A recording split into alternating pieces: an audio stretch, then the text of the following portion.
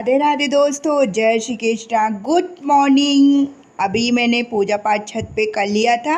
उसके बाद नीचे आया तो लड्डू गोपाल को स्नान ध्यान कराया दोस्तों, और मैं भी लाइब्रेरी के लिए तैयार होने लगी थी दोस्तों। इस टाइम पे मेरे फेस में मतलब होंठ के ऊपर पता नहीं क्या कुछ कीड़ा काट लिया, इतना ख़राब हो गया है ना, और इतना दर्द करता है कि क्या ही बताऊं दोस्तों। बट फिर भी क्योंकि हमें ये दर्द तो बिल्कुल साइड ही कर देना है और अपनी पढ़ाई पर फोकस करना है दोस्तों, क्योंकि अभी तो हमारा एक लक्ष्य होना चाहिए, वो है एग्ज़ाम को क्वालिफाई करना। इसीलिए दोस्तों मैंने अपना वो लक्ष्य को बनाकर अपनी लाइब्रेरी के लिए निकल गई थी दोस्तों। और लाइब्रेरी में गई, इस टाइम पे इतनी गर्मी कि क्या ही बताऊं। आप लोग के उधर भी गर्मी पड़ रही है ना?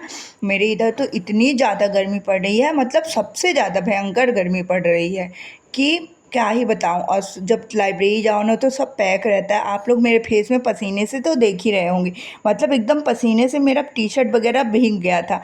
सुबह एसी वगैरह भी नहीं चालू रहते, सिर्फ फैन ऑन रहता है ना, तो बहुत गर्मी लगती है दोस्तों। फिर भी मैंने थोड़ा रिलैक्स किया, और फिर जब थोड़ा अच्छा लगने लगा 5 मिनट बाद, तो मैंने अपनी स्टडी स्टार्ट कर दी दोस्तों। जैसे कि आप लोग को पता है कि मेरा 17 जून को एग्ज़ाम है। उससे पहले मैं अपना प्रॉपर सब्जेक्ट वाइज रिवीजन कर रही हूँ। तो मैंने रिवीजन वाले पोर्शन में स्टैटिक जीके का रिवीजन कंप्लीट कर लिया और पॉलिटी का रिवीजन कंप्लीट कर लिया। आज से मैंने हिस्ट्री वाला पोर्शन स्टार्ट कर दिया है जीके जीएस के रिवीजन में। हिस्ट्री वाले पोर्शन में आज मैंने मध्यकालीन इतिहास को कंप्लीट रिवीजन किया दोस्तों। मध्यकालीन इतिहास में कौन कौन से टॉपिक मैंने रिवाइज किए हैं वो आप लोगों से शेयर करती हूँ। आप लोग भी कोशिश करिएगा कि सभी टॉपिक को आप रिवाइजन कर लें दोस्तों। तो पहला टॉपिक है भारत में अरब आक्रमण। फिर दिल्ली सल्तनत है। दिल्ली सल्तनत के अंतर्गत 5 वंश आते हैं। गुलाम वंश हो गया, खिलजी वंश हो गया, तुगलक वंश हो गया, सैयद वंश हो गया और लोधी वंश। फिर मुगल वंश, फिर बाबर, हुमायूं, फिर सूरवंश, शेरशाह सूरी, अकबर, जहांगीर, शाहजहां और औरंगजेब। फिर मुगल शासन व्यवस्थाओं को मैंने पढ़ा। उसके बाद मुगल साम्राज्य का पतन पड़ा। फिर मराठा साम्राज्य, छत्रपति शिवाजी और संभाजी नगर। मैंने मध्यकालीन इतिहास में इतनी चीज़ों को कवर किया है दोस्तों।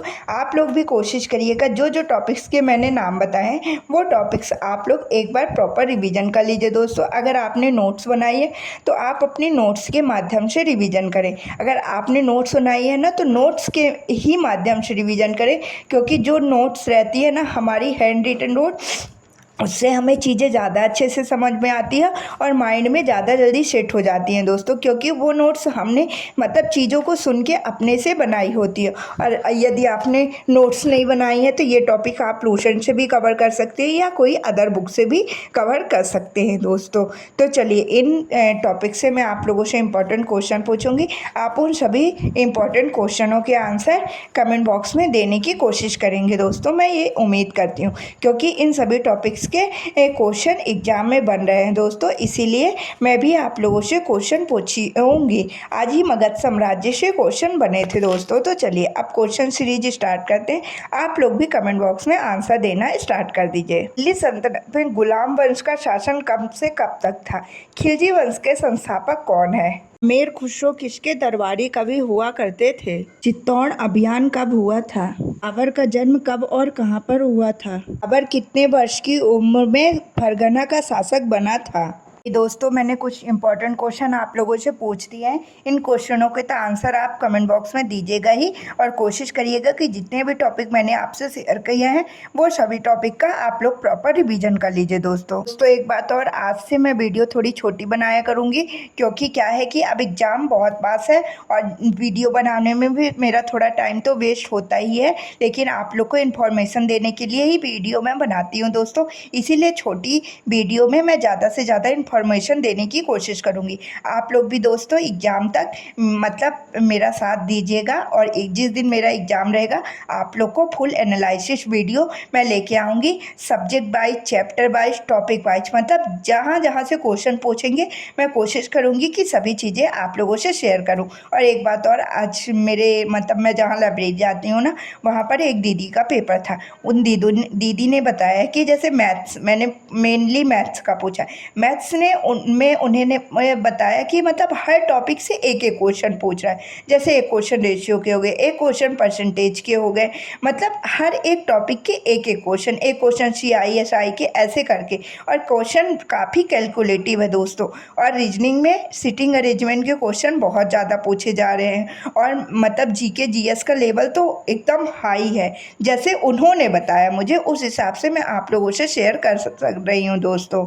देखो, ये तो अपने अपने ऊपर मतलब डिपेंड करता है कि किससे कितना चीज़ें बनती है, और वो एग्ज़ाम में कितनी चीज़ें को कवर करके अच्छे से कर पाता है दोस्तों। सब लोग के हिसाब से पेपर का लेवल अलग रहेगा।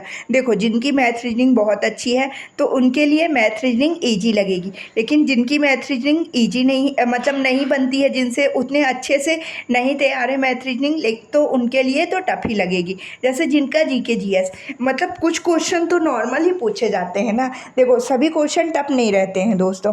तो जिनका थोड़ा भी GK GS में अच्छी पकड़ है तो उसके लिए GK GS का पेपर नॉर्मल लगेगा, लेकिन जिसकी पकड़ नहीं है GK GS में, उसके लिए तो GK GS का पेपर टफ ही लगेगा दोस्तों। इसीलिए दोस्तों, सबका अपने अपने हिसाब से पेपर रहता है।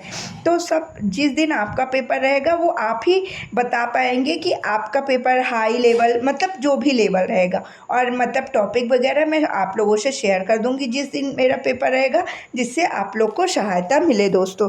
यही सारी चीज़ें आप लोगों से मुझे शेयर करनी थी।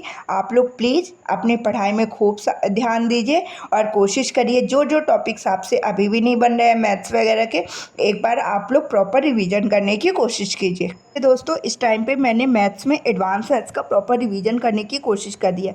मैंने जैसे जो फार्मूला बेस्ड क्वेश्चन है मेंसुरेशन के 3D 2D, उनको भी रिवीजन करना स्टार्ट कर दिया है। अलजेब्रा के भी मतलब फार्मूला बेस्ड क्वेश्चन रिवीजन करना स्टार्ट कर दिया है। Trigonometry, height and distance, probability के क्वेश्चन भी बन रहे हैं, स्टैटिक्स के क्वेश्चन भी बन रहे हैं, और DI के क्वेश्चन भी बन रहे हैं दोस्तों। इसीलिए आप लोग को हर एक टॉपिक में अपनी अच्छी पकड़ बनानी है दोस्तों। क्योंकि मैं अभी आप लोग के कमेंट देख रही हूँ कि अभी आप लोग के एडमिट कार्ड नहीं आए, तो मतलब आपके पास 10 दिन तो हैं। तो इस 10 दिन में आपको बहुत अच्छी डेली एक एक टॉपिक एक एक दिन में कवर करने की कोशिश करिए। आपके सभी टॉपिक कंप्लीट हो जाएंगे दोस्तों एग्जाम से पहले, और आपके सभी टॉपिक में बहुत अच्छी पकड़ बन जाएगी। मेरे पास जितना टाइम है ना, मैं उसमें डेली एक एक टॉपिक का रिवीजन कर रही हूँ दोस्तों। जैसे एक दिन मैंने मेंसुरेशन के किया, नंबर सिस्टम से क्वेश्चन बनना है, नंबर सिस्टम का किया। मतलब देखो, बेसिक तो हमारा क्लियर है, लेकिन उसी का थोड़ा हम रिवीजन कर लेंगे ना, तो एग्ज़ाम में अच्छे स्कोर कर पाएंगे दोस्तों। और रीजनिंग नॉर्मल ही आ रही है, थोड़ा सिटिंग अरेंजमेंट वगैरह के क्वेश्चन ज़्यादा बन रहे हैं, तो आप लोग सिटिंग अरेंजमेंट वगैरह की थोड़ा ज़्यादा प्रैक्टिस कर लीजिए। और जो यूट्यूब में सर ने RWA वालों ने NTPC के लिए स्पेशल क्लासेस चली है, ये रीजनिंग वाली, तो उनको भी आप डेली प्रैक्टिस सेशन ज्वाइन कर सकते हैं दोस्तों। गगन सर का प्रैक्टिस सेशन चल रहा है यूट्यूब में NTPC के लिए, आप लोग डेली वो भी प्रैक्टिस सेशन डेली दिया करिए। उससे भी आपको एक आइडिया होगा कि एग्ज़ाम का लेवल कैसा आ रहा है दोस्तों।